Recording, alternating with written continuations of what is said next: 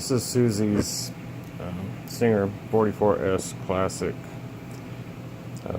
mounted in a treadle sewing machine base in a cabinet. It belonged to her grandmother. There was a Minnesota A sewing machine in this cabinet. And I just couldn't stand to let it sit out there in the garage and not be used while I'm working on the machine itself. So anyway, I temporarily and somewhat deftly, I might add, mounted this new sewing machine in this old cabinet. And of course, I spent considerable time bringing the wood back to life and painting the cast iron base. There's still considerable stuff to be done, but like any restoration project, it's a time, it's a black hole of time. And I made a push today to put it back together so Susie can start using it. So as you can see, there's a missing drawer that it disappeared before we got a hold of it.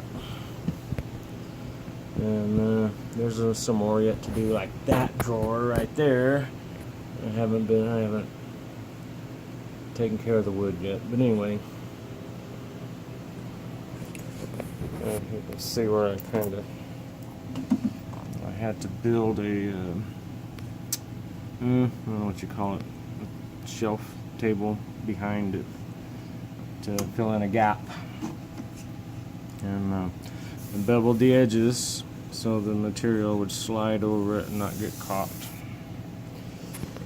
So anyway, this is Friday the 13th of January 2017.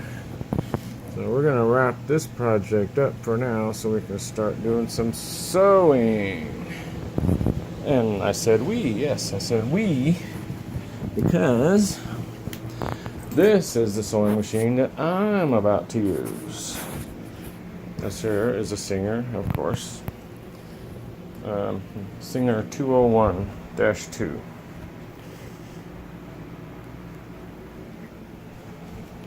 So we're gonna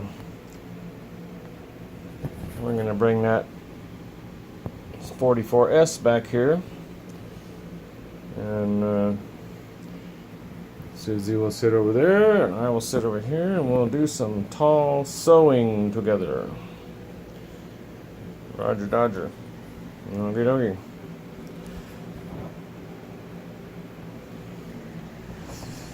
Yeah. The rec room. They don't call it the rec room for nothing. It's a wreck back here most of the time. But anyway. Okay.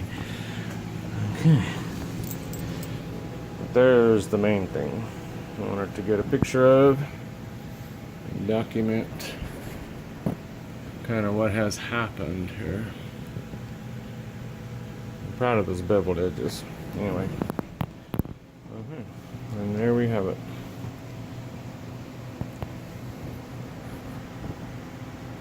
Okay.